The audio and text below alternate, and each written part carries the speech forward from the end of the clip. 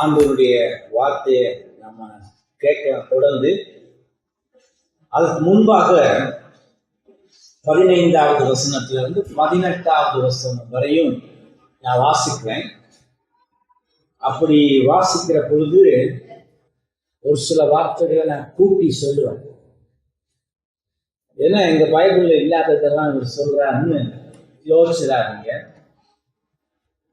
நான் மூல மொழியில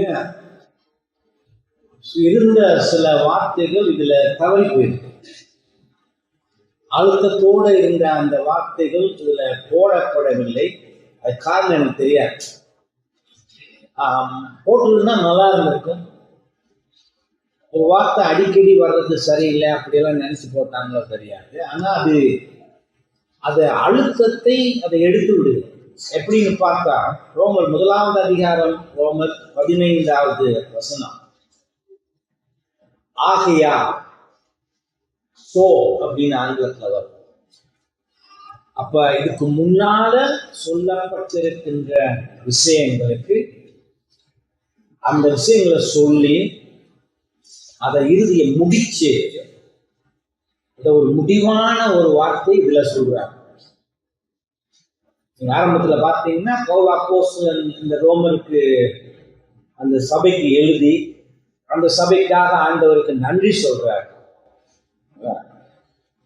நன்றி சொன்னது மட்டுமல்ல, அவங்களுடைய விசுவாசமும் ரொம்ப பெருசா எல்லாருமே பிரபலமா இருக்குன்னு சொல்றாரு. அதுக்காகலாம் நான் ஜெபம் பண்ற நேரம் எல்லாம் உங்களை நான் ஆண்டவரிடத்துல உங்களுக்காக ஜெபிக்கிறேன், நன்றி சொல்லுகிறேன்.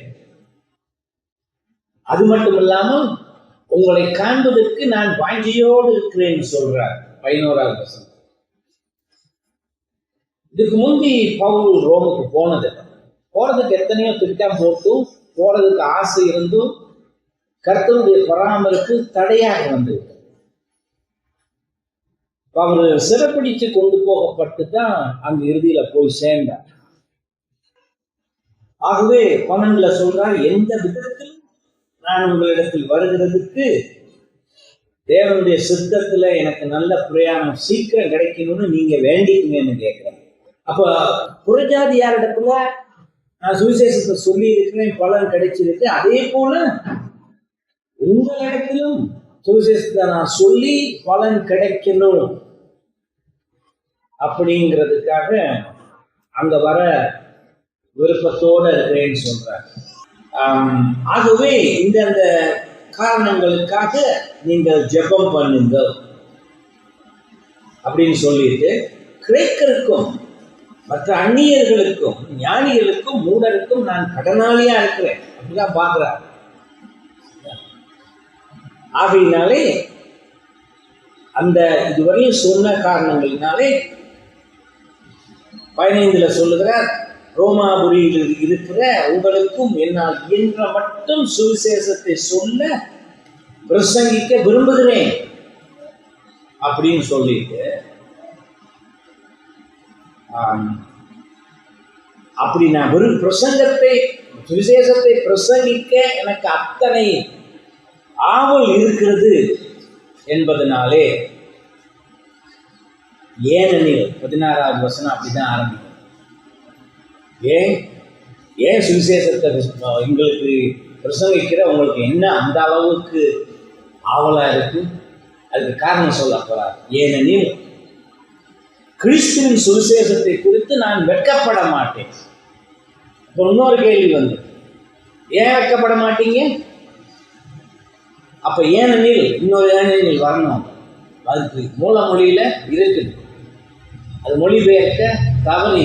ஏனெனில் முன்பு யூதரிலும் பின்பு கிரேக்கரிலும் விசுவாசிக்கிறான் எவனோ அவனுக்கு ரட்சிப்பு உண்டாவதற்கு அது தேவ பலனாய் இருக்கிறது. இன்னொரு கேள்வி வரும், ஏன் தேவ பலனாய் இருக்கு? 17வது வசனம் எப்படி ஆரம்பிக்கும்? ஏனெனில் மூல மொழியில இருக்குது, விசுவாசத்தினாலே நீதிமான் பிழைப்பான் என்று எழுதியிருக்கிறபடி விசுவாசத்தினால் உண்டாகும் தேவ நீதி விசுவாசத்துக்கு என்று அந்த சுவிசேஷத்தினால் வெளிப்படுகிறது. அதோட நிறுத்தி இல்லை. இது எப்படி என்ற ஒரு கேள்வி வருகிற போது 18வது வசனத்தில் இன்னொரு ஏனெனில் வரணும். ஏனெனில் சத்தியத்தை அநியாயத்திலே அடுக்கி வைக்கிற மனுஷருடைய எல்லாவித அவபத்திக்கும் அநியாயத்துக்கும் விரோதமாய் தேவ கோபம் வானத்திலிருந்து வெளிப்படுத்தப்பட்டிருக்கிறது. அப்ப அந்த 4 ஏனெனிலும் காரணங்களை சொல்லுகிறது. ஒன்றை அடுத்து ஒன்று பவுல் சொல்லுவதற்கான காரணங்கள். ஆனா இது தமிழ்ல அது வராம போயிடுச்சு. இப்ப காலையில நம்ம 16வது வசனத்தை பார்த்தோம். கிறிஸ்துவின் சுவிசேஷத்தை குறித்து நான் வெட்கப்படேன், ஏனெனில் முன்பு யூதரிலும் பின்பு கிரேக்கரிலும் விசுவாசிக்கிறவன் எவனோ அவனுக்கு ரட்சிப்பு உண்டாவதற்கு அது தேவ பலனாய் இருக்கிறது. இது ஒரு சுவிசேஷத்தை குறித்த ஒரு பொதுவான விளக்கம், ஒரு பொதுவான விளக்கம். ஆனா அந்த பொதுவானதுக்குள் இருக்கின்ற அந்த சுவிசேஷத்தை பற்றிய ஒரு ஆழமான அவசியமான உண்மையை 17வது வசனத்துல அவர் சொல்றார். 16 பொதுவானதாக சுவிசேஷத்தை பற்றி சொல்லுகிறது. 17 அந்த சுவிசேஷத்தின் கருப்பொருள்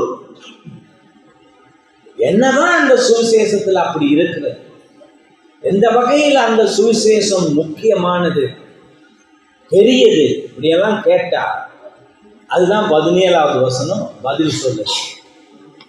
என்ன சொல்லுகிறது 17வது வசனம்? நீங்க மறுபடியும் பார்க்கிற பொழுது, விசுவாசத்தினாலே நீதிமான் பிழைப்பான் என்று எழுதியிருக்கிறப்ப எங்க எழுதியிருக்க? பழைய ஏற்பாட்டில் ஒரு வசனம் கூட இருக்குது,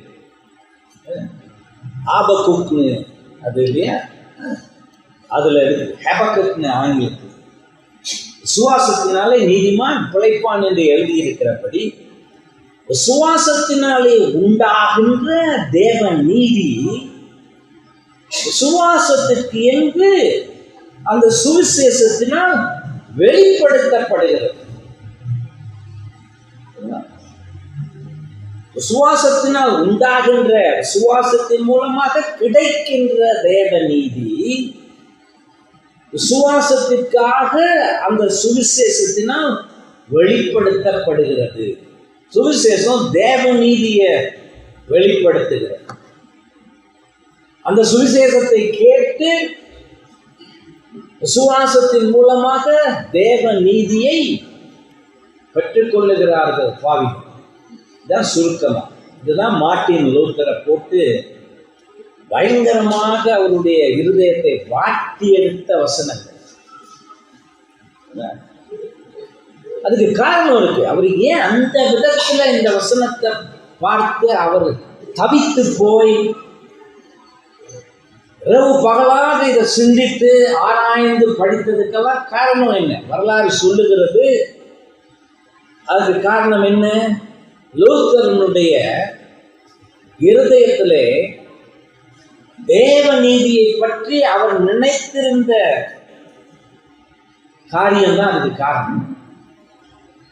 வேதம் சொல்லுகின்ற தேவ நீதி அவருக்கு தெரிந்திருக்க, ஆனா அவருக்குள்ளாக தேவ நீதியை பற்றி ஒரு சொந்த கருத்து இருந்திருக்கு. அதுதான் அதுக்கு காரணம். அவர் பரிதவித்து போனதுக்கு காரணம் இதை கேட்டு. லூத்தர் கர்த்தரை நோக்கி பார்க்கிற பொழுது, ரோமன் கத்தோலிக்க குருவாக இருந்த பொழுதும் கர்த்தரை பார்க்கிற பொழுது அவர் மிக மிக பரிசுத்தமானவர், எந்தவித குறைபாடும் இல்லாத விதத்தில் நீதியானவர்னு பார்த்தார். சொட்டு கூட குறைபாடு இல்லை. ஆங்கிலத்தில் சொல்லுவாங்க ஸ்பாட்லெஸ் அப்படின்னு. எந்தவித குறைபாடும் இல்லாத பரிசுத்தமானவர், நீதியானவர்ங்கிறது அவர் ஏற்றுக்கொண்டிருந்தார். அப்படி ஒரு பரிசுத்தமும் நீதியும் கொண்டிருக்கிற தேவன் என்ன செய்யணும்? பாவிகளை தண்டித்தே தீரணும், தண்டித்தே தீரணும். ஏன்னா அந்த பரிசுத்தம் அநீதியை பொறுத்துக்காது. அது அவருடைய குணாதிசயம். அவருடைய நீதி முழு பரிசுத்தமான நீதியாக இருந்ததால் அதுவும் கூட பாவங்களை பொறுத்து கொள்ள முடியாது. அப்ப என்ன நடக்கணும்? நீதியாகவே ஆண்டவர் பாவிகளை கண்டிக்க வேண்டும். புரியுங்களா? பாருங்க, நெருப்பு இருக்குது. நெருப்பு தெரியாதவங்க யார் இருக்கிறாங்க? இந்த ஒரு பக்கம் பஞ்சு இருக்குது. பக்கத்துல ரெண்டு இருக்க முடியுமா? முடியாது. நெருப்பு பஞ்சு அழித்து விடும். அதுதான் இயல்பு, அதுதான் அதனுடைய தன்மை.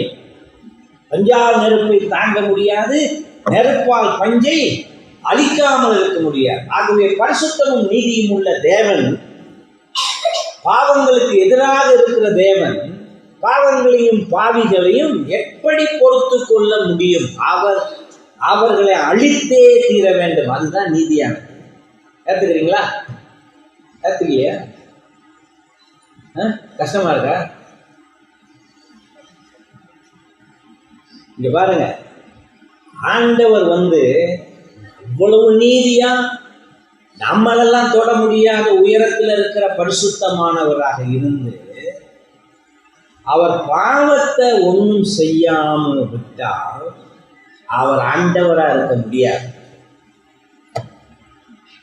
அவர் ஆண்டவராகவே இருக்க முடியாது. எப்படி ஆண்டவராக இருக்க முடியும்?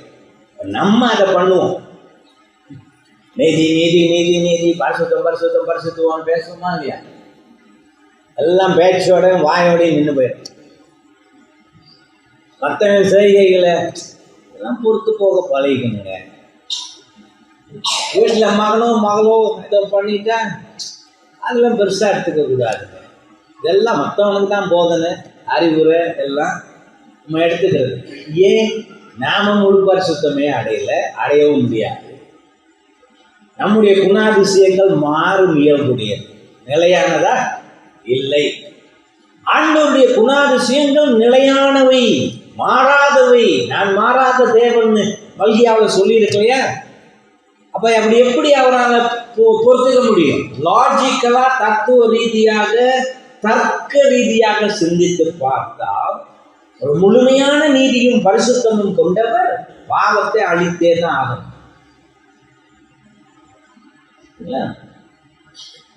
இது வேதம் சொல்லுது.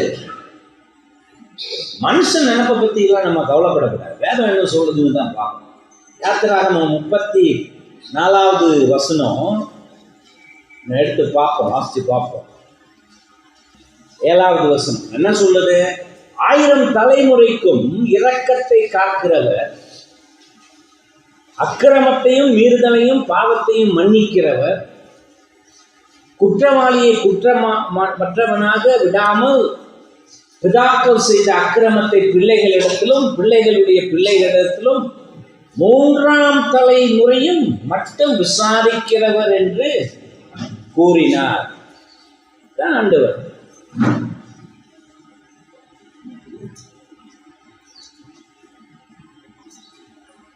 பிதாக்கள் செய்த அக்கிரமம் அவ்வளவு பெரிய அக்கிரமம். அதை ஆண்டவரால் பொறுக்க முடியாது. அந்த அக்கிரமத்துக்கு என்ன செய்வார்?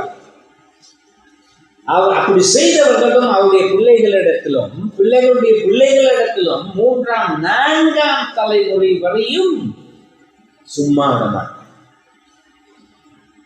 நீதியுள்ள தேவனாக இருந்தால் அதுதான் அவர் செய்யணும். உயிரே இல்லாம, பேசவே முடியாம, அப்படியே மழையிலையும் வெயிலையும் இருந்து மரத்துக்கு கீழே உட்கார்ந்து இருக்கிற பிள்ளையா இருக்கு. குணாதிசயங்கள்லாம் இல்லை, இருக்கா? மனுஷனுக்கு யாரு தெரியாது, கும்பிட்டு இருக்கிறான் பைத்தியக்காரங்க. குணாதிசயங்கள்லாம் இருக்கா? அது ஜீவன் உள்ளதும் இல்லை. இப்போ முட்டாள்தனமா மனிதன் அதை வணங்கி கொண்டு இருப்பது நல்ல. ஸ்கூலுக்கு போறவங்களா எக்ஸாம் நேரத்தில் வேண்டிக்குவாங்க, அதுக்கு முன்னுக்கு இருந்து கொஞ்சம் பொறுத்தனை பாஸ் பண்ண விட்டுரு, 101 தேங்காய் உடைக்க. அதுக்கு எங்க காது இருக்கு கேட்கறது? இருக்கா? இல்லை. நம்ம ஆண்டவர் அப்படிப்பட்டவர் அல்ல. அவர் ஜீவன் உள்ள தேவர். உலகத்தை படைத்தவர், மனிதர்களை படைத்தவர், எல்லாவற்றையும் காத்து பராமரித்து அதனுடைய அழிவு நாளுக்காக வைத்திருக்கிறவர். அதே யாத்திராகமத்தில் எசேக்கியேல் 18வது அதிகாரம் 20வது வசனத்தை பார்ப்போம். 20வது வசனம் சொல்லுகிறது, பாவம் செய்கிற ஆத்துமா சாகும். குமாரன் தகப்பனுடைய அக்கிரமத்தை சுமப்பதும் இல்லை, தகப்பன் குமாரனுடைய அக்கிரமத்தை சுமப்பதும் இல்லை. நீதிமானுடைய நீதி அவன் மேல் தான் இருக்கும், துன்மார்க்கனுடைய துன்மார்க்கமும் அவன் மேல் தான் இருக்கும்.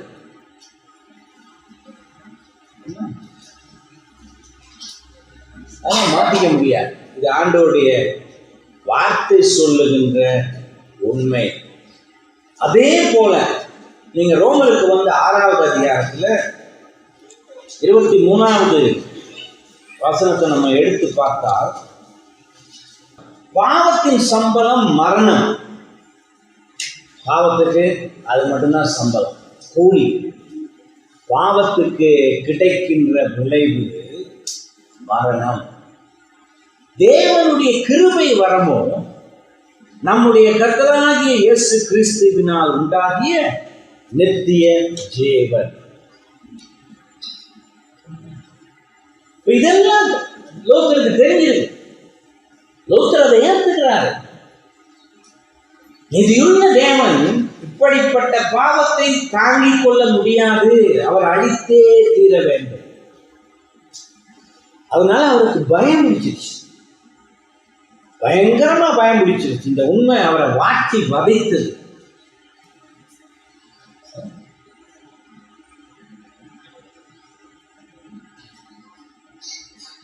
அதே நேரத்தில் லூத்தருடைய மனதில் 3 காரியங்கள் இருந்தது. லூத்தர் இந்த உண்மையெல்லாம் பார்த்துட்டு இந்த முடிவுக்கு வந்தார். என்ன முடிவு? முதலாவது, அந்த தேவனுடைய நீதி என்று இருக்கிறதே, அது எதுவாக இருந்த பொழுதும் அது சுவிசேஷத்தோடு தொடர்புடையதாக இருக்கணும். சுவிசேஷத்தோடு தொடர்புடையதாகத்தான் இருக்க வேண்டும். அப்படியானால் தேவன் நம்முடைய பாவங்களுக்காக நம்மை கண்டித்துக்கிறவராக இருந்தால் அது எப்படி நல்ல செய்தியாக இருக்க முடியும்? அது நல்ல செய்தியா? அது எப்படி நல்ல செய்தியா இருக்க முடியும்? அப்ப அந்த சிந்தனை தான் அவர் ரொம்ப ஆழமான ஒரு பெரிய வருத்தத்துக்குள்ளாக்கியது. சுவிசேஷம் நல்ல செய்திங்கிறாங்க, அது எப்படி நல்ல செய்தியா இருக்க முடியும்? தேவ நீதி சுவிசேஷத்தோட தொடர்புடையதாக இருக்கிறது. அந்த நீதியுள்ள அந்த தேவன் பாவத்தை பொறுத்து கொள்ளாதவர், அதை கண்டிக்கிறவராக இருக்கிறார். அப்ப அந்த செய்தியை சொல்லுகின்ற சுவிசேஷம் எப்படி நல்ல செய்தியா இருக்க முடியும்? அது ஒரு குட் நியூஸா? குட் நியூஸ்னா சொல்லி இருக்கிறாங்க, அதை யோசிக்கிறதே இல்லை. 2வது, தேவனுடைய நீதி அது முழுமையாக நீதியாக பூரணமானதாக தேவனுடைய கண்களுக்கு தெரிகிறதாக இருக்கு. இல்லாட்டியா தேவ நீதியா இருக்க முடியாது. அது முழுமையான நீதியாக பூரணமானதாகத்தான் அவருடைய கண்களுக்கு தெரியும். அது 2வது. 3வது, விசுவாசத்தின் மூலமாக அடைகின்ற அந்த நீதி பாவிகளை அவருடைய பாவத்திலிருந்தும் தேவனுடைய கோபத்திலிருந்தும் விடுவிக்கின்ற அந்த நீதி, தேவனுக்கு முன்பாக அவரால் அவனை முழுமையாக ஏற்றுக்கொள்ள செய்கின்ற அந்த நீதி, சுவிசேஷத்தோடு தொடர்புடையதாக இருக்கின்ற அந்த நீதி அப்படி ஒன்று இருக்கிறதா? அப்படி இருந்தால் அது என்ன தேவ நீதி? இந்த மனுஷன் எப்படிலாம் யோசிச்சிருக்கிறார். இது ஒரு பெரிய கலக்கத்தையும் குழப்பத்தையும் ஏற்படுத்தியது. இரவு பகலா அவருடைய இருதயம் இதனால வாட்டம் உண்டாகி அவர் எழுதி வச்ச அவருடைய வரலாறு அதை நமக்கு சொல்லுகிறது. அப்ப தேவனுடைய நீதி ஒரு பக்கம், சுவிசேஷத்தில் அடங்கி இருக்கின்ற அந்த நீதி ஒரு பக்கம், தண்டனைக்கு உள்ளாகிறவனாக தேவ கோபத்தை சுமந்து கொண்டிருக்கிற பாவி இன்னொரு பக்கம். இப்படி எப்படி இது சரி வரும்? அதனால தேவன் அந்த விதத்துல நீதி உள்ளவராக இருந்து பாவத்தை அழிக்க வேண்டியவராக இருப்பதால் அந்த சுவிசேஷத்தை நல்ல செய்தி என்று சொல்லுவதை அவரால் ஏற்றுக்கொள்ள முடியவில்லை. பாவிகளுக்கு இது எப்படி நல்ல செய்தியா இருக்க முடியும்? நீங்களே அதை பற்றி யோசிச்சு பாருங்க. இதுதான் அவரை தேவனுடைய நீதியை பற்றி அதிகமாக சிந்திக்க வைத்தது. அப்படி அவர் அதிகமாக சிந்தித்த பொழுது மனிதனுடைய பாவங்கள் எல்லாவற்றையும் மறைத்து விடுகின்ற அந்த நீதி நம்மை எந்த விதத்திலும் குற்றமற்றவர்களாக ஆண்டவர் முன் நிறுத்துகின்ற அந்த நீதி என்னது? என்னைக்காக கேட்டு பார்த்துருக்கீங்களா? அந்த அளவுக்கு சிந்தித்து கேள்விகள் கேட்டு பார்த்துருக்கீங்களா? நம்ம பேரு சுவிசேஷம் சுவிசேஷம் சுவிசேஷம்னு சொல்றதுல குறையே இல்லை. என்ன செய்யறீங்க? சுவிசேஷ ஊழியம் செய்யறது. வேதம் எங்க பார்த்தாலும் சுவிசேஷ ஊழியம். சரி, அது என்ன சுவிசேஷ ஊழியம்? கொஞ்சம் விளக்கமா சொல்லுங்களேன். மற்றவங்களுக்கு ஆண்டவரை பற்றி சொல்றேன், மற்றவங்களுக்கு ஆண்டவரை பற்றி என்ன சொல்றீங்க? அப்புறம் மொழின்னு முடிக்க வேண்டியதான். பொதுவாக சொல்லுவாங்க ஆண்டவர் அன்புள்ளவர்னு சொல்றாங்க. உங்களுக்கு தெரியுமா அது எவ்வளவு தூரம் தப்பான ஒரு சொன்னீங்க? அதுல உண்மை அடங்கி இருக்கிறது, ஆனா அது உண்மையே அல்ல. ஆண்டவர் எல்லார் மூலமும் எந்தவித பாரபட்சமும் காட்டாமல் அன்பு செலுத்துகிறவராக இருந்தால் நரகத்தை அவர் ஏற்படுத்தி இருப்பதற்கு என்ன காரணம்? கடைசி வரையும் மூச்சு விட்டுகிற வரையும் எஸ் ஆண்டவர் இல்லைன்னு சொல்லி சாகிறவனே நரகத்துக்கு போகிறானே, அவன் மேலும் ஆண்டவர் அன்பு காட்டுகிறாரா? அப்ப நம்ம என்ன பண்ணிடுறோம்? நம்ம அன்பு, நம்ம உலகத்துல அன்புன்னு சாதாரணமா பேசுறத கொச்சப்படுத்தி அதை ஆண்டவரோட கனெக்ட் பண்ணி விட்டோம். அந்த வேதம் அப்படி சொல்லவே இல்லை. எப்படி நீதியுள்ள தேவன் அநீதியை பொறுத்து கொள்ள மாட்டாரோ அதே போல ஆண்டவர் பாரபட்சம் இல்லாமல் எல்லார் மேலும் அன்பு காட்டவும் முடியாது.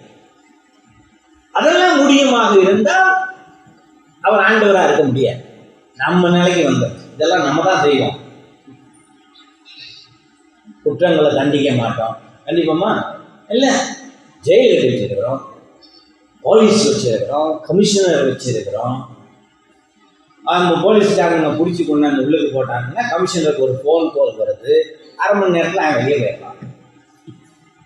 ஏன்? கமிஷனர் வீட்டுக்கு 2 பெரிய பேக்கில் பணத்தை கொண்டு போய் கொடுத்துட்டாங்க. அது ஒருத்தருக்கும் தெரியாது. மனுஷனே சட்டம்லாம் போட்டு வச்சு, மனுஷனே போலீஸையும் வைத்து, சிறைச்சாலையும் வைத்து, நீதிமன்றத்தையும் வைத்து, ஜட்ஜெல்லாம் வச்சிருந்த பொழுதும் கூட மனுஷனால நீதியாகவே வாழ முடியாததுனால் அவன் ஏற்படுத்துகிறதை அவனே உடைத்து விடுகிறான். இதுதான் மனுஷன். ஆண்டவர் அந்த நிலைக்கு கொண்டாட முடியுமா? நமக்கு இதெல்லாம் பழகி போச்சுங்கிறதுக்காக முடியாது. அப்ப அவ்வளவு தூரம் அதை போட்டு வருத்தி வாட்டியது மார்ட்டின் லூத்தரை. அதனாலதான் இந்த நீதி, தேவனுடைய நீதி தான் அந்த ரோமர் புத்தகம் முழுதும் பவுலுடைய எழுத்துக்கு கருப்பொருளாக இருக்கிறது. ரைச்சஸ்னஸ் ஆஃப் காட், தேவனுடைய நீதி, அதுதான் அதுக்கு கருப்பொருள். அப்ப பவுல் என்ன சொல்லுகிறார்? தேவ நீதி என்பது என்ன என்று உங்களுக்கு தெரிந்திருந்தால்தான் சுவிசேஷம் என்ன என்பது உங்களுக்கு தெரியும். தேவநீதி தெரியாம சுவிசேஷம்னா என்னன்னு தெரியாதுங்கிற, அதுதான் பவுலுடைய சுவிசேஷம். மத்தேயு, மாற்கு, லூக்கா, யோவான்னு 4 பேரும் ஆண்டவரை பார்த்ததிலையும் தெரிந்து கொண்டதிலையும் வைத்து 4 சுவிசேஷ நூல்களை எழுதினார்கள். வேதத்துல 5வது சுவிசேஷ நூல் ஒன்று இருக்கு, தெரியுமா? அதுதான் ரோமர். இந்த 4 தான் அடுத்தபடியா வருது. ஏன் அதை சுவிசேஷ நூல்னு சொல்லுகிறேன்? பவுல் ரோமாபுரியில் இருக்கிறவர்களுக்கு எதை சொல்ல ஆசைப்பட்டார்? சொன்னாரா இல்லையா? சுவிசேஷத்தை. அதை நான் சொல்ல, என் பாணியில நான் சொல்ல போறேன். இயேசுவுடைய வாழ்க்கை சம்பவங்களும் போதனைகளும் மற்ற 4 சுவிசேஷ நூல்களில் நிறைந்திருக்க, பவுல் தான் சொல்லுகின்ற சுவிசேஷத்தை இறையியல் பூர்வமாக விளக்குகிறார். தேவ நீதி என்றால் என்ன என்பதை விளக்குகிறார். அது பவுலினுடைய சுவிசேஷம்.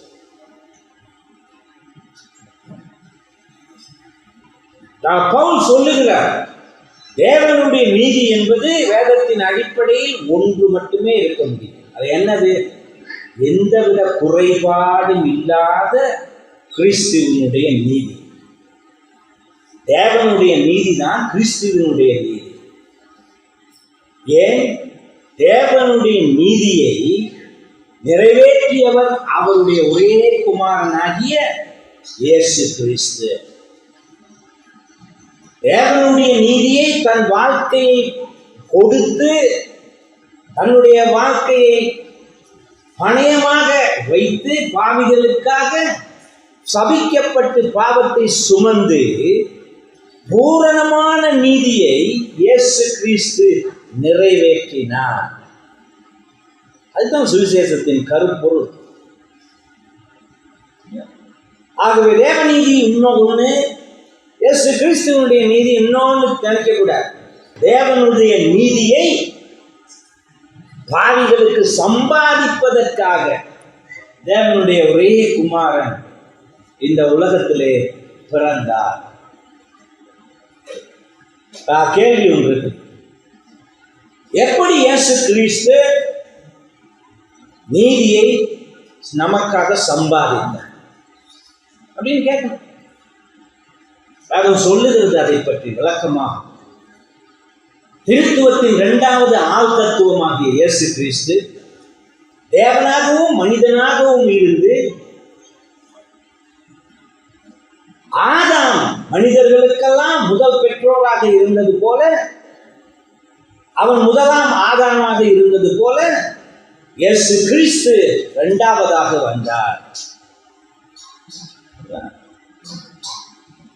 நாம் ஆதாமினுடைய சந்ததியிலிருந்து வந்தவர்கள் வேதம் சொல்லுது. மனிதர்கள் எல்லோரும் அவன் கட்டளையை மீறியதனாலே பாவம் சம்பவித்து மனுக்குலமே அந்த பாவத்தில் இப்பொழுது இருந்து வருகிறது. ஆனால் இயேசு கிறிஸ்து இன்னொரு விதத்திலே நமக்கு பிரதிநிதி. இன்னொரு விதத்தில் நமக்கு பிரதிநிதி.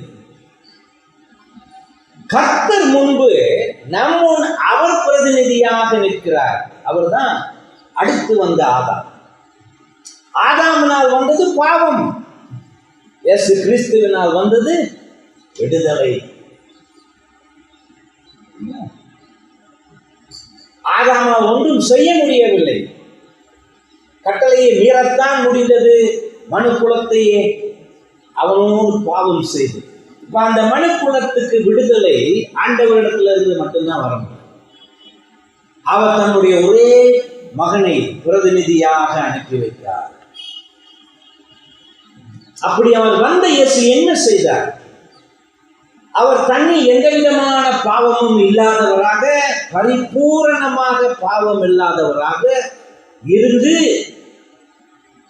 ஆதாமினாலே அவனுடைய மீறுதலினாலே வந்த சாபத்தை நாம் தாங்கிக் கொண்டு சபிக்கப்பட்டவர்களாக, குற்றவாளியாக இருப்பதனாலே, அவர் தன்னுடைய பாவமற்ற பூரணமான வாழ்க்கையினாலே பழைய ஏற்பாட்டு மக்களாலே பின்பற்ற முடியாமல் இருந்த அந்த நியாயப்பிரமாணத்தை அவர் தன்னுடைய வாழ்க்கையின் மூலமாக பூரணமாக நிறைவேற்ற வேண்டியிருந்தது. ஏதேனில் எந்த உடன்படிக்கையை ஆதாம் முறித்தானோ, அந்த முறிந்த உடன்படிக்கையை இயேசு கிறிஸ்து தன் வாழ்க்கையில் பூரணமாக நிறைவேற்ற வேண்டியிருந்தது. என்ன செஞ்சிருக்கிறார் இயேசு நமக்குன்னு தெரியுதா? சுவிசேஷம் காஸ்பல் எவ்வளவு கொச்சையா பேசிக்கிட்டு இருக்கோம், இந்த அளவுக்கு யோசிக்கிறதே இல்லை. நம்முடைய முதல் பெற்றோர் செய்த பாவத்துக்கு விடுதலை இயேசுவினாலே வந்தது. அது சும்மா சாதாரணமா வந்தது. உடைந்த அந்த கிரியையின் உடன்படிக்கை நிறைவேற்றப்படாமல் நமக்கு விடுதலை இல்லை. அதை நிறைவேற்ற ஒருவர் வந்தாக வேண்டும். அவர் பாவம் இல்லாதவராக வந்தாக வேண்டும். அவர் மனிதராக இருப்பதனால் மட்டும் பிரயோசனம் இல்லை. அவர் தேவனும் மனிதனுமாக இருந்து அதை நிறைவேற்ற வேண்டும். அந்த நியாயப்பிரமாணத்தை அவர் பூரணமாக தன்னுடைய வாழ்க்கையிலே பின்பற்ற வேண்டும்.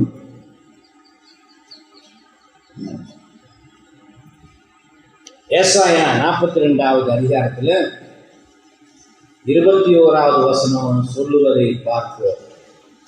கர்த்தர் தமது நீதியின் நிமித்தம் அவன் மேல் பிரியம் வைத்திருந்தார். அவர் வேதத்தை முக்கியப்படுத்தி அதை மகிமையுள்ளதாக்குவார். தமது நீதியின் நிமித்தம் அவன் மேல் பிரியம் வைத்திருந்தார். அவர் அந்த நீதியை என்ன செய்வார்? மகிமை உள்ளதாக்குவார். மத்தேயு 5:17 இயேசு கிறிஸ்து சொல்லுகிறார், நான் நியாயப்பிரமாணத்தையும் தீர்க்க தரிசனத்தையும் அழிப்பதற்காக வந்தேன் என்று நினைக்காதீர்கள். நான் அழிப்பதற்காக வரவில்லை, அவற்றை நிறைவேற்றுவதற்காக வந்தேன். அது நிறைவேற்றப்படாத வரையில், நியாயப்பிரமாணம் பூரணமாக நிறைவேற்றப்படாத வரையில் பாவிகளுக்கு விடுதலையே இல்லை. அப்ப என்ன பண்றது? இதெல்லாம் லூத்தருக்கு தெரிஞ்சிருந்தது. உலகையும் லூத்தர் சிந்திச்சிருக்கிறார். அப்ப அதை நிறைவேற்றுவதற்காக ஒருவர் வர வேண்டும். அப்படி வந்தவரே இயேசு கிறிஸ்து. ஆகவே இயேசு கிறிஸ்து பிதாவுக்கு கீழ்ப்படிந்து என்ன செய்தார்? நீதியை நிறைவேற்றினார். நமக்காக நம்மால் நிறைவேற்ற முடியாத கட்டளையை மீறியவர்களாக, மீறுகிற ஒரே சுபாவத்தை மட்டுமே கொண்டிருந்த நமக்காக அவர் என்ன செய்தார்? பூரணமானவராக சிலுவையில் தன்னை ஒரே தரம் பலியாக கொடுத்து நீதியை நிறைவேற்றினார். தான் வாழ்ந்த காலத்தில் அந்த நியாயப்பிரமாணத்தை ஒன்று விடாமல் அத்தனையும் நிறைவேற்றினார். அப்படி எழுதியிருக்கிறபடியே இப்படி நடக்கிறது. இந்த அளவுக்கு அவர் அதை நிறைவேறியிருக்கிறார். தேவ நீதி நிறைவேற்றப்பட வேண்டும். இயேசுவால் மட்டுமல்லாமல் வேறு யாராலும் அது நிறைவேற்றப்பட முடியாது. அப்ப ஆண்டவர் எவ்வளவு கருணை உள்ளவர், எவ்வளவு இரக்கம் உள்ளவர்.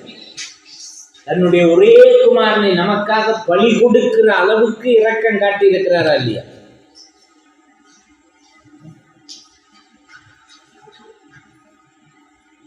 இப்ப ஏன் ஆண்டவராகிய இயேசு கிறிஸ்துவினுடைய கீழ்ப்படிதலை பற்றி வேதத்திலே வாசித்து பார்க்கிற பொழுது அது 2 விதம் இருக்கு. ஒண்ணு, நியாயப்பிரமாணத்தின்படி முழுமையாக வாழ்ந்து காட்ட வேண்டும், ஒவ்வொன்றையும் நிறைவேற்ற வேண்டும். அதையும் செய்தார். இன்னொரு பக்கம் இருக்கிறது அந்த கீழ்ப்படி. அந்த சுவிசேஷத்தை, அந்த நீதியை நிலைநாட்டுவதற்காக அவர் சகல துன்பங்களையும் பாரங்களையும் நம்மேல் வந்திருக்கின்ற சாபங்களையும் தேவனுடைய கோபத்தையும் தன்மேல் தாங்க வேண்டும். அந்த ரெண்டு பக்கம் இருக்குது. அந்த ரெண்டையும் அவர் நிறைவேற்றி இருக்கிறார் தன்னுடைய வாழ்க்கை. எபிரேயர் 9வது அதிகாரம் 12 to 15 வரையும் வாசிப்போம். வெள்ளாட்டுக்கடா இளங்காலை இவைகளுடைய இரத்தத்தினால் அல்ல, தம்முடைய சொந்த இரத்தத்தினாலும் ஒரே தரம் மகா பரிசுத்த ஸ்தலத்திலே பிரவேசித்து நித்திய மீட்பை உண்டு பண்ணினார். அந்த நித்திய மீட்பு வெள்ளாட்டுக்கடாக்களின் இரத்தத்தினாலே அல்ல, இயேசு கிறிஸ்துவனுடைய சொந்த இரத்தத்தினாலே. அவர் அந்த இரத்தத்தை சிந்தி பரிசுத்த ஸ்தலத்திலே பிரவேசித்து நித்திய மீட்பை உண்டு பண்ணினார். அது எப்படி எனில், காலை வெள்ளாட்டு கடாய்களின் இரத்தமும் தீட்டுப்பட்டவர்கள் மேல் தெளிக்கப்பட்ட கடாரியின் சாம்பலும் சரீர சுத்தி உண்டாகும்படி பரிசுத்தப்படுத்துமானால், நித்திய ஆவியினாலே தம்மைத்தாமே பழுதற்ற பலியாக தேவனுக்கு ஒப்புக் கொடுத்த கிறிஸ்துவனுடைய இரத்தம் ஜீவ தேவனுக்கு ஊழியம் செய்வதற்கு உங்கள் மனசாட்சியை செத்த கிரியைகளாக சுத்திகரிப்பது எவ்வளவு நிச்சயமே.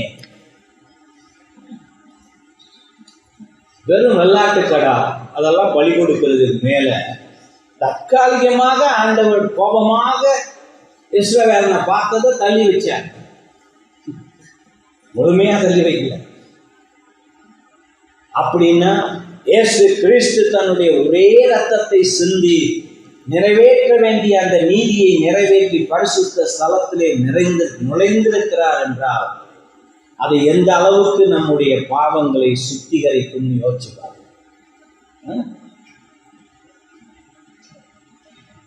இல்லையா? ரோமர் எபிரேயர் 9வது அதிகாரம் 22வது வசனம் சொல்லுகிறது, நியாயப்பிரமாணத்தின்படி கொஞ்சம் குறைய எல்லாம் ரத்தத்தினாலே சுத்திகரிக்கப்படும்.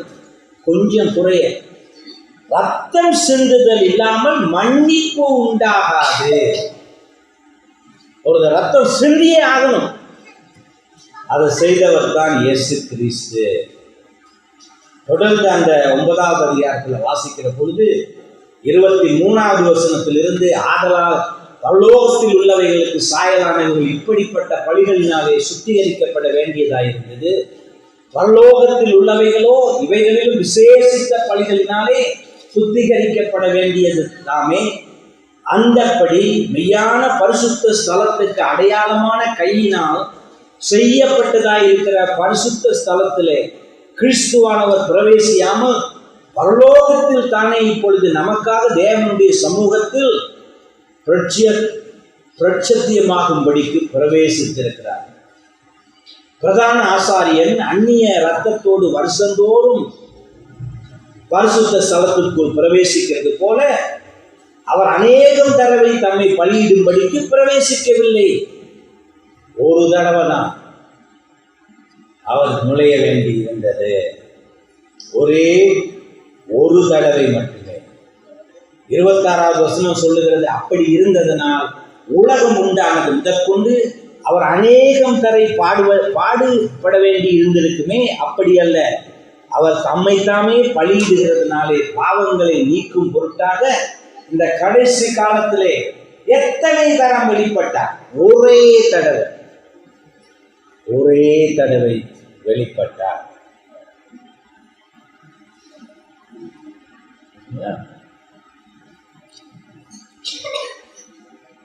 பழைய ஏற்பாடு பூரா கிறிஸ்து தான் நமக்கு நீதியாக இருக்க போகிறவர், நீதியை சம்பாதிக்க போகிறவர் என்கிறது தெளிவாகவே சொல்லுகிறது. அதை ரோமர் 5வது அதிகாரத்தில் பார்க்கிறோம். 5:15 to 19 வரையும் வாசிக்கிற பொழுது, ஆனாலும் மீறுதலின் பலன் கிருபை வரத்தின் பலனுக்கு ஒப்பானதல்ல. எப்படியெனில் ஒருவனுடைய மீறுதலினாலே அநேகர் மரித்திருக்க தேவனுடைய கிருபையும் இயேசு கிறிஸ்து என்னும் ஒரே மனுஷனுடைய கிருபையினாலே வரும் ஈவும் அநேகர் மேல் அதிகமாய் பெருகி இருக்கிறது. மேலும் ஒருவன் பாவம் செய்ததினால் உண்டான தீர்ப்பு தேவன் அருளும் ஈவுக்கு ஒப்பானதல்ல.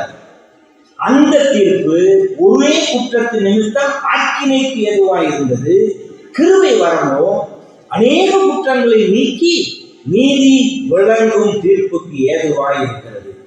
அல்லாமலும் ஒருவனுடைய மீறுதலினாலே அந்த ஒருவன் மூலமாய் மரணம் ஆண்டு கொண்டிருக்க கிருபையின் பரிபூர்ணத்தையும் நீதியின் ஈவும் பரிபூர்ணத்தையும் பெறுகிறவர்கள் இயேசு கிறிஸ்து என்னும் ஒருவராலே ஜீவனை அடைந்து ஆளுவார்கள் என்பது அதிக நிச்சயமாகுமே.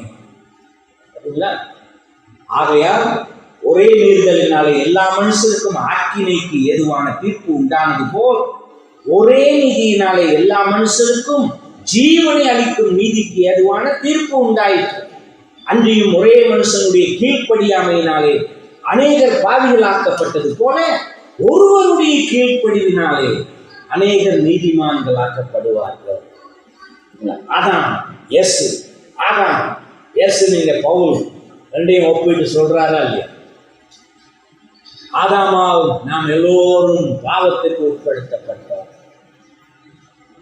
இயேசு கிறிஸ்துவினால் நமக்கு நீதி வருகிறது கிருபையின் மூலமாக.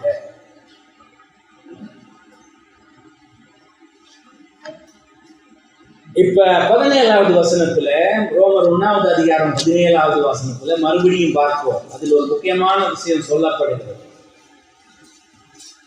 என்ன சொல்லப்படுகிறது?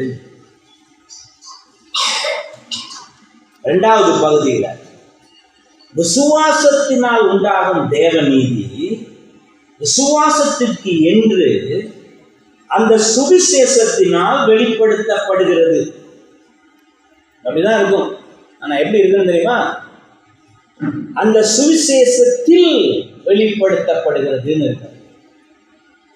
சுவிசேஷத்தினால் வெளிப்படுத்தப்படுகிறது அல்ல, அந்த சுவிசேஷத்தில் வெளிப்படுகிறது.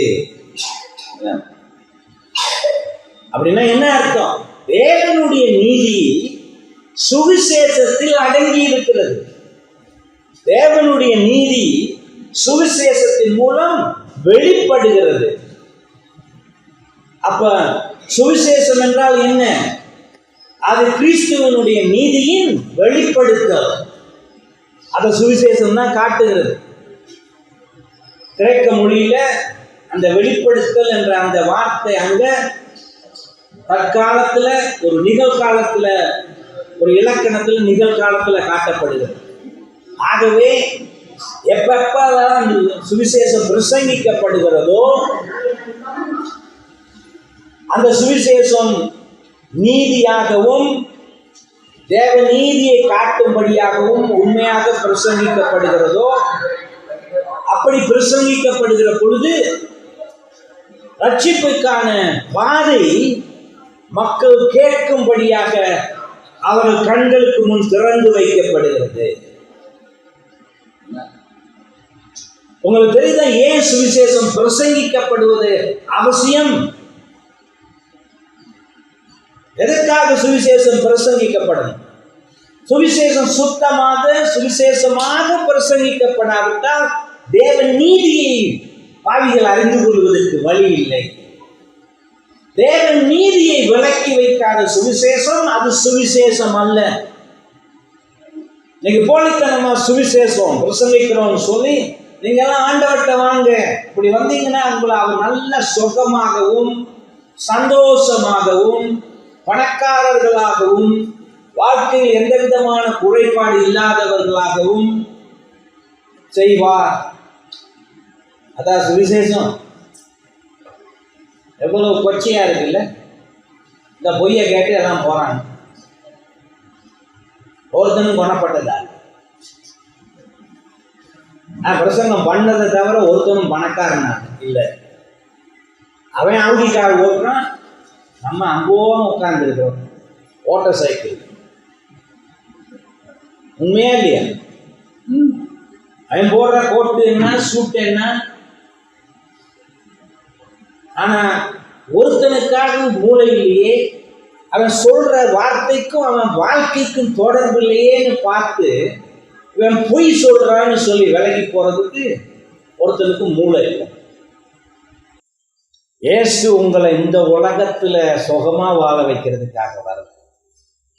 உங்க பயங்கரமா பிடித்து உங்களை நரகத்துக்கு மட்டுமே போக வைக்கக்கூடியதாக உங்களை பிடித்திருக்கின்ற உலகத்து நோய்கள் அத்தனையும் விட கொடுமையான அந்த பாவத்திலிருந்து விடுவிப்பதற்காக தேவனுக்கு முன்பாக நீங்கள் நீதி உள்ளவர்களாக குற்றமற்றவர்களாக நிற்க வைப்பதற்காக இயேசுவை அனுப்பி இருக்கிறார்.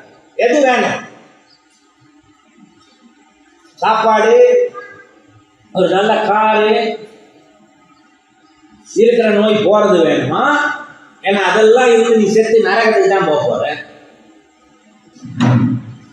இல்ல உன் பாவத்துல இருந்து விடுதலை அடைந்து தேவனுக்கு முன்பாக நீதிமான் நீ என்று அறிவிக்கப்பட வேண்டியது உங்களுக்கு தேவையாக. அப்படி அறிவிக்கப்பட்ட பிறகு அந்த நீதியுள்ள வாழ்க்கையை இந்த உலகத்திலே பாவங்களை தொடர்ந்து செய்யாமல் வாழ்வது தேவையாக இருக்கிறது. உங்க குடும்பங்களுக்கும் இந்த தேவ நீதியை சொல்லுகின்ற சுவிசேஷத்தை சொல்லி அவர்களும் பாவத்திலிருந்து விடுதலை அடைந்து நல்ல வாழ்க்கையை வாழ வேண்டியது அவசியமாக இருக்கிறது. எது அவசியமாக இருக்கிறது?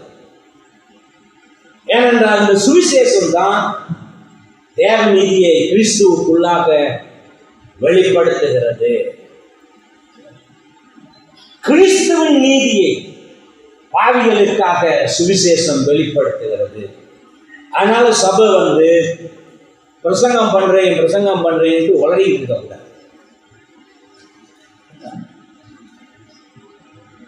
வேற எந்த விஷயத்திலையும் சபை நாட்டம் காட்டக்கூடாது. தேவ நீதியை வெளிப்படுத்துகின்ற அந்த சுவிசேஷத்தை அது என்ன செய்யணும்? பிரசங்கம் செய்யணும். தேவ நீதியை எடுத்து சொல்லணும் மக்களுக்கு. ஏன்? வேற எதையும் விளக்காமோ கிறிஸ்துவுக்குள்ளாக கிறிஸ்து சம்பாதித்த அந்த தேவ நீதியை தான் சுவிசேஷம் வெளிப்படுத்துகிறது. அதான் சுவிசேஷம். அதுதான் 17வது வசனம். இந்த 17வது வசனம் கடைசி இன்னொன்று இருக்குது. என்ன இருக்குது பாருங்க. விசுவாசத்தினால் உண்டாகும் தேவநீதி விசுவாசத்திற்கு என்று அந்த சுவிசேஷத்தில் வெளிப்படுத்தப்படுகிறது. அப்படின்னா என்னது? ஆங்கிலத்தில் சொல்லி இருக்குது, out of faith into faith. ஆரம்பம் முதல் கடைசி வரை சுவிசேஷம் மட்டுமே, விசுவாசம் மட்டுமே. விசுவாசத்திலிருந்து விசுவாசத்திற்காக, ஆரம்பத்திலிருந்து கடைசி வரை விசுவாசம் மட்டுமே. தேவ நீதியை நீ அடைய வேண்டும் என்றால் அந்த தேவ நீதியை சம்பாதித்த, தன்னை ஒரே தடவை பலியாக கொடுத்து அதை சம்பாதித்த அந்த இயேசு கிறிஸ்துவை நீ மனம் திரும்பி விசுவாசித்தால் மட்டுமே தேவ நீதி உனக்கு கிடைக்கும். எப்படி கிடைக்கும்? அந்த இயேசு கிறிஸ்துவை நீ விசுவாசித்தபடியா, தேவ நீதியை முழுமையாக நிறைவேற்றிய இயேசு கிறிஸ்துவை நீ விசுவாசித்தபடியா, கர்த்தர் உன்னை பார்த்து என்ன சொல்லுவார்? என் மகனே, அவருடைய செயல்களை நீ விசுவாசித்து இருப்பதனாலே நீ நீதிமான் என்று நான் அறிக்கையிடுகிறேன். இப்பொழுது உன்னை நான் குற்றவாளியாக, தண்டனைக்கு உரியவனாக, அழிந்து போக வேண்டியவனாக பார்க்கவில்லை. என் முன்னால் உன்னை நீதிமானாக்க பார்க்கிறேன். அதனாலதான் பவுல் எபேசியர் 2வது அதிகாரத்துல 8-10 வரையும் என்ன சொல்றாருன்னு பாருங்க. 2வது அதிகாரம், கிருபையினால் விசுவாசத்தை கொண்டு ரட்சிக்கப்பட்டீர்கள். என்ன தேவையா இருக்குது? விசுவாசம். அந்த விசுவாசம் ஒரு ஈவு ஆண்டவர் கொடுக்கிறது. விசுவாசம் இல்லாமல் நீ ரட்சிக்கப்பட மாட்டாய். இது உங்களால் உண்டானதல்ல, இது தேவனுடைய ஈவு. ஒருவரும் பெருமை பாராட்டாதபடிக்கு இது கிரியைகளினால் உண்டானதல்ல.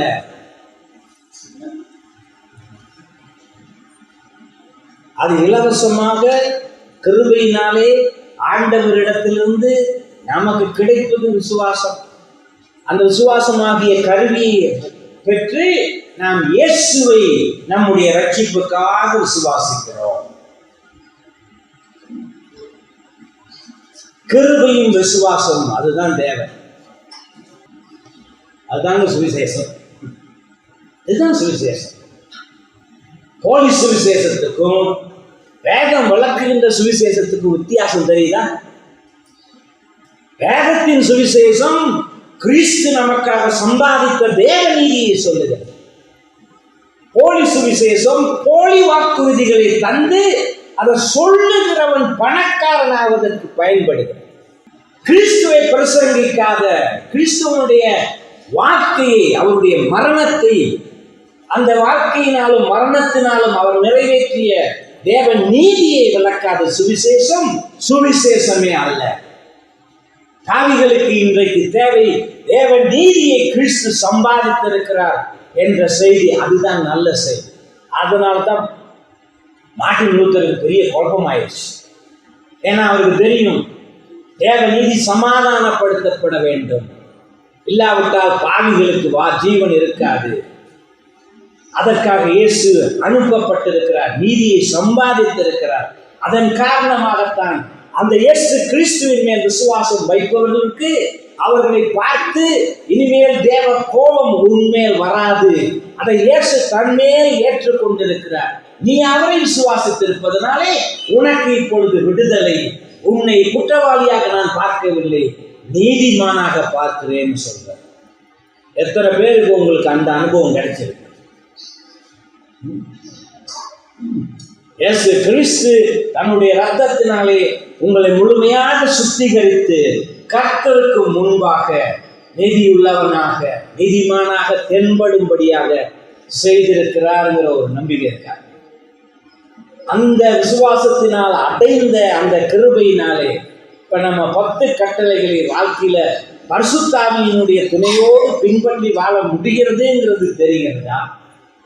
அந்த தேவ நீதி இயேசு நமக்கு சம்பாதித்திருப்பதனாலே நாம் குற்றமற்றவர்களாக ஒரு பரிசுத்தமான வாழ்க்கைக்காக அழைக்கப்பட்டிருக்கிறோம்ங்கிறது உங்களுக்கு புரிகிறதா?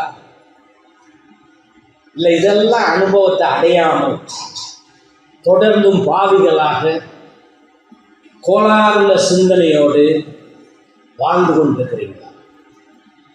யார் உங்களுக்கு தேவை? நீதியை சம்பாதித்து தந்திருக்கிற இயேசு கிறிஸ்துவா? நீங்க வாழ்ந்து கொண்டிருக்கிற அதுல தொடர்கின்ற அநீதியான வாழ்க்கை, அந்த அநீதியான வாழ்க்கை மரணத்தை கொண்டு வரும். இந்த உலகத்துல மரணம் மட்டுமல்ல, நித்திய மரணத்தை கொண்டு வரும். ஆனால் இயேசு கிறிஸ்துவை விசுவாசிக்கிற பொழுது நீ ஆண்டவர் முன்பு நீதிமானாக நிற்கலாம். வாலிபர்கள்லாம் எத்தனையோ பேர் இருக்கிறீங்க. உங்க வாழ்க்கையில நீங்க மிக முக்கியமாக கேட்டு உங்க இருதயத்தை செலுத்தி நீங்க இயேசு கிறிஸ்துவை விசுவாசிக்கணும். கர்த்தர் உங்களை நீதிமானாக அறிக்கையிடுவதற்காக. இல்லாட்டி வளர வளர பாவமும் சேர்ந்து உங்களோட வளருது தெரியுமா? பாவத்தில் இருக்கிறவன் பாவியா தொடர்ந்து வளருகிற பொழுது காலங்கள் போக போக அந்த பாவத்தை வினோதமான வழிகளை எல்லாம் தொடர்ந்து செய்து கொண்டு போவான். அவனுக்கு தன்னை சுத்திகரித்துக் கொள்ள முடியாது, தன்னை நலவனாக்கி கொள்ள முடியாது. இந்த உலகத்தால் அவனுக்கு உதவி செய்ய முடியாது. அந்த வழியிலெல்லாம் போகாம காப்பாற்றப்படுவதற்கு நீங்க என்ன செய்யணும்? இயேசு கிறிஸ்துவை மனம் திரும்பி உங்களுடைய பாவ மன்னிப்புக்காக விசுவாசித்தால் ஒரு அற்புதமான நிலைத்திருக்கின்ற ஜீவனுள்ள ஒரு வாழ்க்கை இயேசு உங்களுக்கு கொடுக்கும். இதைத்தான் சுவிசேஷம் சொல்லுகிறது. அதுதான் ரோமர் 16:17 பவுல் விளக்கி இருக்கின்ற சுவிசேஷம். சிந்தித்து பாருங்க, லூத்தரை போல கேள்வி கேட்டு பாருங்க, வேதத்தை வாசிங்க, ரோமரை வாசிங்க. ஆண்டவரே, கிருபையின் மூலமாக விசுவாசத்தை கொண்டு ரட்சிப்பு வருகிறது, அந்த ரட்சிப்பு எனக்கு வேண்டும் ஆண்டவரே, அவரை நோக்கி போங்க. என்னிடத்தில் வருகிறவரை நான் ஒரு காலம் புறம்பே தள்ளிவிட மாட்டேன்னு சொல்றார் அந்த தேவன். பாவத்தை உணர்ந்து தன்னை நாடி வருகிறவர்களை அவர் கைவிட்டு விடுவதில்லை. அவர் வரவேற்று அரவணைத்துக் கொள்ளுகிறார். கிறிஸ்துவுக்குள்ளாக அவர்களை நீதிமான்களாக பார்க்கிறார். இயேசுவை விசுவாசியுங்கள், உங்களுக்கு வாழ்க்கை உண்டு, ஜீவன் உண்டு. ஜெபம் பண்ணும். அன்பும் கிருபையும் உள்ள எங்கள் தேவனே, இந்த மாலை வேளையிலும் கூட பவுலினுடைய அருமையான சுவிசேஷத்தை பற்றிய விளக்கங்களை கேட்க வைத்திருக்கிறேன். தேவநீதி நமக்காக சம்பாதிக்கப்பட வேண்டியதாய் இருந்தது. அதை இயேசு சம்பாதித்திருக்கிறார் என்பதை சுவிசேஷம் வெளிப்படுத்துகிறது. அந்த சுவிசேஷத்தின் மூலமாக எங்களை நீர் கரை சேர்த்திருக்கிறது. உம்மை அறியாது தொடர்ந்து பாவத்தில் இருப்பவர்களுக்கு இந்த சுவிசேஷம் புரியும்படியாக உம்முடைய ஆவியானவர் செயல்பட வேண்டும். அவருடைய இருதயங்களிலே பக்கமாக அவர்களை நீர் வல்லமையாக திருப்பிக் கொள்ளும் ஆண்டவரே. சுவிசேஷத்தின் மூலமாக தேவநீதி என்ற செய்தி எங்கும் போக நீர் கிருபை பாராட்டு. கிறிஸ்து இயேசுவின் நாமத்திலே கேட்டு ஜெபிக்கிறோம். ஆமென்.